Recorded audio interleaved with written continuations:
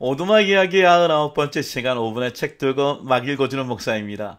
일반 서적이 질문하고 신앙 서적이 대답하는 시간. 오늘 소개하는 책은요, 스펜서 존슨의 선물이라고 하는 책입니다. 좀 오래된 책이죠. The Present. 누가 내 치즈를 옮겼을까라고 하는 책의 저자이죠. 이분은 참 복잡한 주제를 아주 간단 명료하게 설명하는 뭐라 그럴까요? 능력이 있습니다. 그래서 여기서도 The Present라고 하는 현재라는 것을 또 선물이라고 설명하면서 그러면서 이야기를 풀어갑니다. 자, 벌써 우리는 예측할 수 있죠. 뭐가 선물일까요? 뭐가 선물일까요? 페이지 42페이지. 세상에서 가장 소중한 선물은 과거도 아니고 미래도 아니다. 세상에서 가장 소중한 선물은 바로 현재의 순간이다. 세상에서 가장 소중한 선물은 바로 지금이다. 지금이 선물이래요. 페이지 53페이지. 현재 속에 존재한다는 것은 잡념을 없앤다는 뜻이다. 그것은 바로 지금 중요한 것에 관심을 쏟는다는 뜻이다. 우리가 무엇에 관심을 쏟는가에 따라 소중한 선물을 받을 수도 있고 받지 못할 수도 있다. 64페이지. 현재가 선물이에요. 그러면 과거와 미래는 스펜서 존슨에게는 뭘까요? 이렇게 얘기합니다. 과거에서 배움을 얻지 못하면 과거를 보내기는 쉽지 않다. 배움을 얻고 과거를 보내는 순간 우리의 현재는 더 나아진다. 그러니까 과거는 배우는 거예요. 배움을 얻는 시간이 과거래요. 만약에 배움을 얻지 못하고 과거를 그냥 보내버리면 현재가 그 선물을 또 못 받는 거겠죠. 그래서 이렇게 또 얘기합니다. 81페이지. 그럼 미래는 뭔가? 누구도 미래를 통제하거나 예측할 수는 없다. 그러나 앞으로 원하는 것에 더 많은 계획을 세울수록 현재의 걱정과 불안이 줄어든다. 그리고 미래를 더 잘 알 수 있다. 미래는 또한 현재의 선물을 더 빛나게 값지게 하는 통로라고 이야기합니다.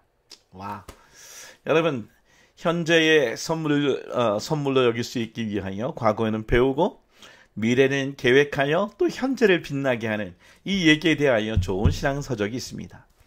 바로 존 클레오폴 목사님이 쓰신 연금술사 하나님이라고 하는 책입니다. 이 목사님이 참 특이한 경력이 두 가지 있어요. 하나는 6개의 박사학위를 갖고 있는데 그 중에 신학도 있지만 법학도 있고요. 인문학도 있습니다. 두 번째 재미로운 것은 30년 동안 침례교 목사님이셨는데 지금은 성공회 목사님이세요. 그 이유를 책에서 이렇게 얘기합니다. 미국 보수주의 신학의 실천적 영성의 불편함을 느끼고, 그러니까 어떻게 보면 신학이 머리로만 있는 것이 아니라 삶으로 있어야 되는데 그렇지 못한 것을 두고 교단까지 옮겼던 목사님이세요. 자, 이분이 얘기하는 것이 뭘까요? 그분은 과거에 대하여 배우지 못한 사람들이 어떻게 현재의 고난을 받고 있고 그 현재의 고난은 또 어떻게 미래에, 좀 정확하게 얘기하면 자기의 다음 세대의 자녀들에게 고통을 주는가에 대한 이야기를 잘 적고 있어요. 그러니까 과거의 배움과 미래에 대한 예측은 현재 살아가는 사람에게 큰 선물이 될 수 있다라고 하는 이야기를 하고 있습니다. 제가 읽어드릴게요. 두 가지 얘기할까요? 첫 번째는 야곱과 요셉에 대한 이야기인데 그 야곱의 얘기 중에 야곱의 장자권을 엄마 리브가가 결국 그 목적을 이루기 위해서 남편 이삭을 속이고 장자권을 얻게 되죠. 근데 이 속임이 어떻게 됩니까? 나중에 사실은 미래에 또 고통으로 다가오는 이야기를 합니다. 즉 과거의 배움이 없어서 현재가 괴로워진 상황을 잘 설명하고 있습니다. 46페이지. 여기서 잠시 그러한 사기적 성향이 손생된 가족 관계 속에서 얼마나 급격히 번식할 수 있는지 짚어보고 넘어가자. 라반의 여동생인 리브가는 자신이 가치 있게 여기는 목적을 위해 진실이라는 법을 기꺼이 뛰어넘고 말았다. 라반의 사기 행각에서 똑같은 특징이 발견된다. 이것을 보면 뿌린 대로 거둔다는 말이 진실임을 알 수 있다. 그러니까는 이 라반과 그리고 여기는 리브가는 형제 자매, 그 뭐라고 얘기하니까 남매자 남매. 그러니까 속이는 거에 대하여 그런 경향이 있나 봐요. 야곱이 장자권을 속여서 받았던 것처럼 라반 집에 가서 라헬을 얻고자 했지만 레아를 얻는 이 속임을 당하는 일이 반복된다고 얘기를 합니다. 그러면서 두 번째 그런 일을 얘기할 때 이런 얘기하죠. 그렇습니다. 이 편애에 대한 거, 편애. 요셉을 두고 얘기하는 건데요. 요셉이 사실은 야곱이 편애하여 그는 웅덩이에 빠지고 감옥에 빠지게 되었잖아요. 근데 그 이유를 이렇게 얘기합니다. 페이지 54페이지.